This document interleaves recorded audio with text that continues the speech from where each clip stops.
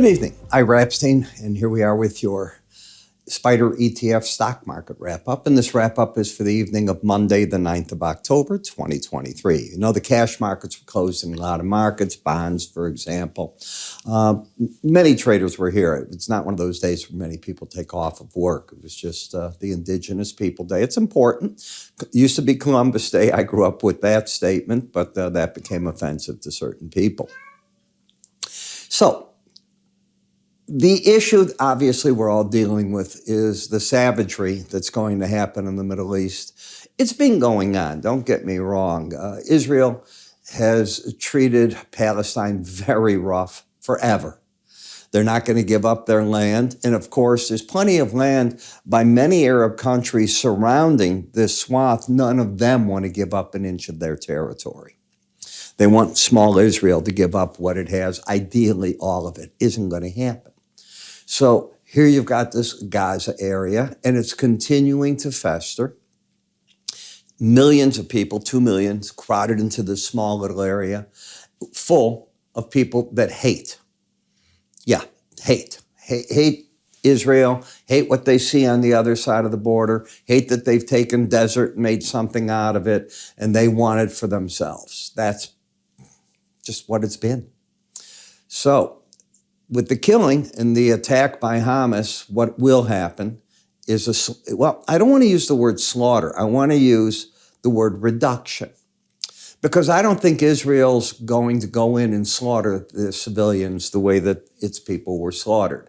They have a habit of telling the Palestinians when they're coming in to bomb a building. I think that will continue. But I think there's going to be a lot of buildings bombed. I mean, we haven't seen anything about what's going to happen. Think of clearing the landscape. There's no power, no water, no medical supplies, no food coming in, and it will stay that way until Israel feels safe again. But when it's all said and done with all the bombings, and I'm talking both by jets shooting the missiles and by the big artillery, why would you send in your soldiers? They're going to get slaughtered in there. There is no chance the Israeli army inside of those cities don't walk out really hurt. That's my own belief, all right? Maybe they know something I don't know, but I believe America's got great soldiers. I think Ukraine's got great soldiers. Russia's got pretty good ones, and all you see is bloodshed. Why put yourself into that?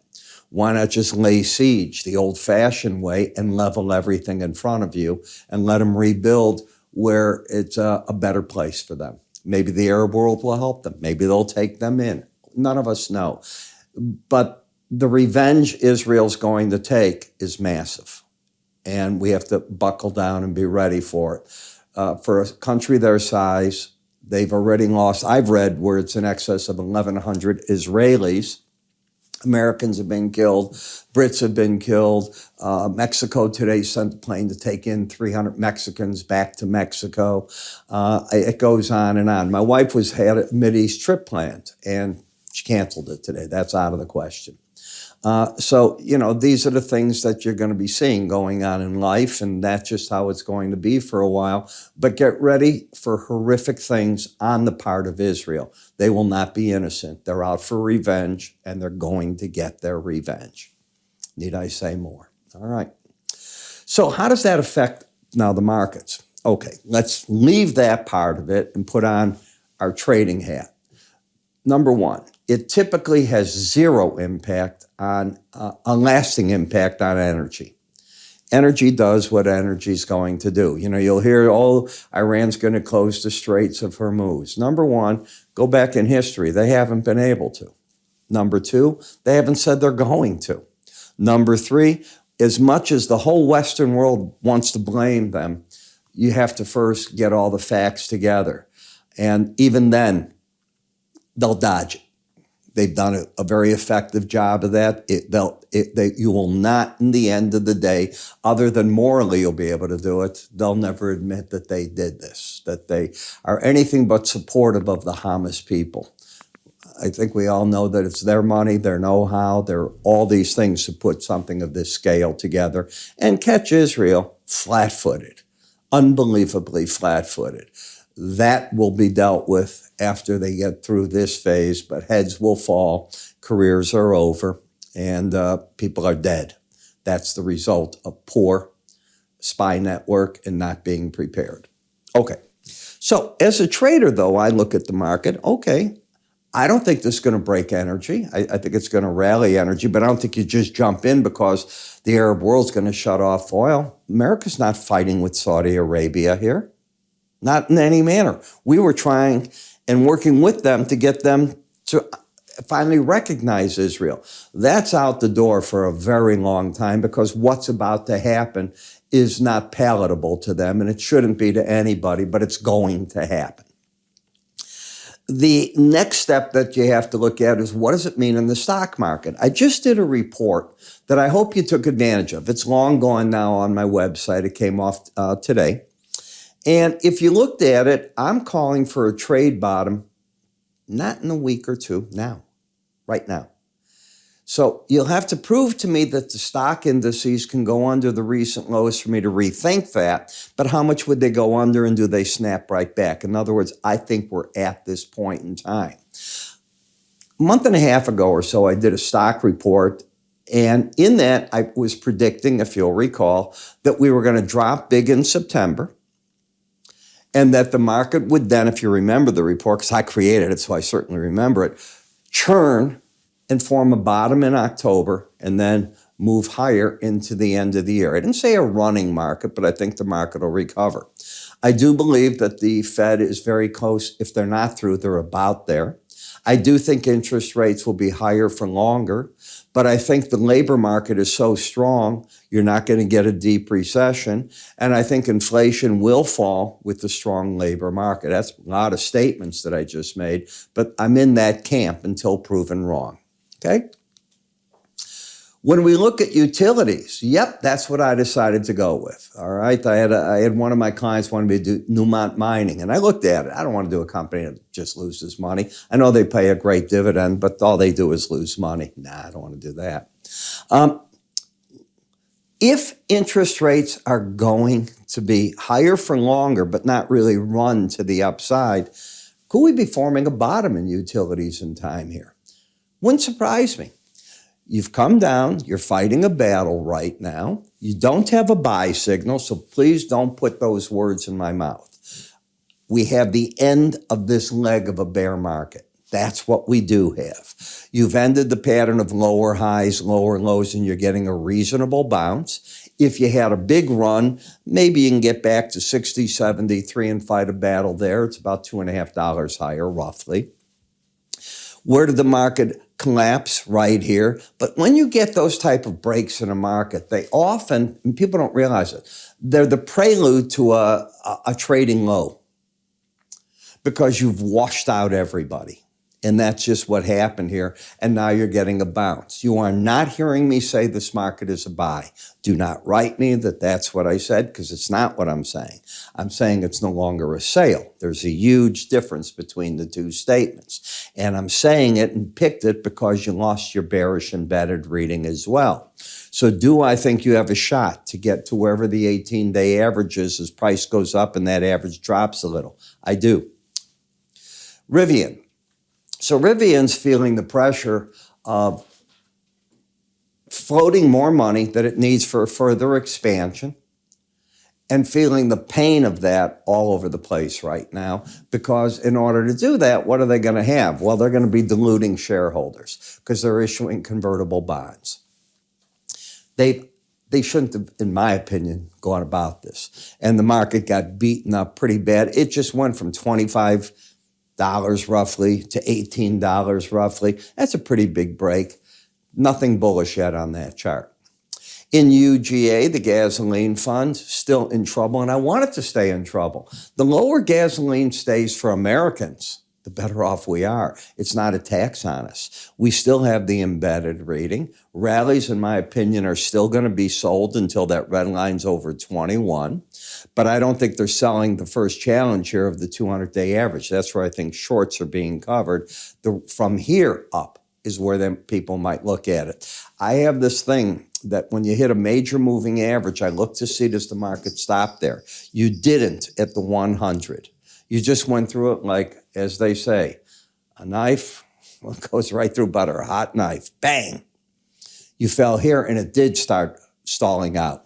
That's what you've got. So I think you're in a support area in gasoline at this point in time. In XLF, the financial services, you lost the embedded reading. I think you can go to the 18-day average. So the 33.60 area, wherever that comes in, is probably going to drop around 33.5 tomorrow. The resistance looks to me like the market wants to give a pop. I am dead wrong. If you get under 32.21, barring that, I think you will make it to those numbers. In XLI, you lost the embedded reading. You made it right to the goal. Doesn't have to go any further. You're up to the 200-day, the 18-day average of closes. This is all the market had to do. That's at least my opinion of it. Then we get to AI. And you're just oversold. So I still see a lot of resistance in this area. The market would have to be able to get over 26, 22 to prove to me that it's got more than that it's trying to bottom out. Haven't seen it. I still am in the bear camp in that market, and for the reasons I said. In RSP, now, we keep hearing the investor is tapped out. Student payments, first one should have been made. I hope you made your payment if you're a student looking. Regular debt, I keep getting credit card offers. Yeah, come on in and do this and that for 27%. Wow. It's crazy. And, you know, who needs to do that? But people that have to do. And they're basically working. Think about it. You got $1,000 debt and you're paying $270 a year on it if you're just meeting your minimal payment. That's not very good. And where are you getting the rest of your money from? The good news is gasoline prices did fall. That helped you. The bad news is if you're a student, you got a new payment that you weren't counting on. That isn't the best thing you can do. All right. But you're losing the embedded reading. I can make an argument that you get more of a rally. Why not that 18-day average before you get under these current lows? I can see that. Home builders, I told you I don't like the short side. These guys are smart. They know how to play the game. They figure out ways to buy down an 8% mortgage to 5.5%. There's many ways you can do it. If you go to a new builder, you talk to them, they show you, and then you push them. You go, you know, do something on your price to help me. And they do, all right? They want to build. They have a profit margin. They can take a little bit less. They're still making a profit. They'd rather build and make money than sit still and make no money. That doesn't pay any bills at all unless they're sitting on the raw land and they just go, I don't have to do this. I'm flush with cash. I'm okay. Most don't. But they're not building a swath of 10 homes, spec homes. You don't see that. Show me where you see that going up. That's not going on anywhere. All right. So that isn't what they're doing. In the energy sector, you got too cheap, and I said the first challenge, said it to you, go back, the videos are there, you got them on YouTube. I said, no, you're not going to get me to tell my clients to sell into the first challenge of a 200 and 100-day average in a Bollinger Band. You do it. I want no part of that. Boom. You've come back sharply from that. You're up $4 a barrel for all purposes. In the gold market, here comes your bounce. And guess what? You lost your embedded reading. I can make an argument for the 18-day average of closes before you get down and make new lows in the gold market. And in XLU, so as we're looking at, didn't we just cover XLU? I know we did. So I'm going to pass that. Must have it in there twice. My fault. Lower highs, lower lows, and the market losing the embedded reading in copper can still run. I know I missed a metal. Somehow I made XLU the front one. I got to go find out what I did wrong. It'll be there in the charts for me to fix. I just did it tonight and I was hurrying. So as we take a look here, you hit 86.80 today. The last rally high, 86.31. I should have an arrow pointing up here. You're out of your downtrend. If you lose the embedded reading by closing over 21, the odds favor you're going to try to make a run to the 18-day average of closes. But what is that statement then? That means that the market's saying, yeah, we might stay higher for longer, but it doesn't mean we're adding to interest rates. If that happens, For the near term, that's one of the stories we have to look at. And obviously, we're going to get CPI, PPI numbers, all that coming out. We got to look at them and see what they show. In UUP, my guess is you're going back to the 18-day average to regroup at 29.66. It's all of 6 cents away, 7 cents. It's right there in front of you, and that's where I think you're headed. And I think you're already at the resistance area in FXE. I did a piece for Bloomberg today. The question to me was, do I think we're going to parity on the euro? And I said no. That's another 5% from where you're at. It's around 106. I said it's going to be hard to get it down to parity. Everybody seems to want to cut their interest rates and stop here. Maybe everybody's gone enough and they want to sit it. You don't want to get one currency too weak in front of you. So if you look at the board, it's a big green board. The dollar was down, that makes sense. Euro was slightly lower after getting up by that 18-day average. Tesla, well, you know, Tesla's problem is they keep cutting their car price. You know what it is, but they're grabbing market share. NVIDIA did back off. The airline stocks got hit because fuel prices are high, but is that really it? No. Travel to the Middle East, I just told you. Maybe I didn't tell you in this video. My wife was going to the Middle East with a group of her friends. Called me this afternoon. She said, hon, I ain't going. So with the last name Epstein, I think it's not the place for me to be. And I agreed with her. And so that trip will be on a hold for a long time. She's dying to go. And I won't even mention the country, but it's not Israel. And she's dying to go. She just was in Morocco. Now she wants to go to the real Middle East part. And that trip will just wait. Everything comes and goes in waves, and there'll be the opportune time. Now is not it. All right, so what do you do with all these markets as you're right here? Well, you know, the guide to technical indicators is important if you're watching me do these charts and you really need a brushing up or learning. I helped put this together many years ago. And it's the best one I've seen. And I read like a madman. I see everything that all the other brokerage firms put out. Some of it's very good.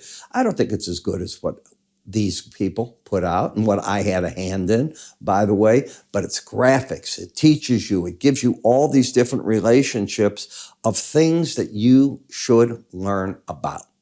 Period. At least understand what other people are talking about. So how do you get it? It's simple. It's free. It'll come to you in an email. It's a PDF. You open it, print it out, or put it on your desktop, save it to that, but learn. IraEpstein.com, free offers, or move your cursor up here. You'll see an icon. Give it a click. I'm Ira. It's a shame what we're all going to go through. It's going to be a bloodbath. It's going to get a lot worse from a humanitarian point of view, and I don't think anything's going to stop it. I think revenge is what Israel's after. Have a good day. Talk to you tomorrow.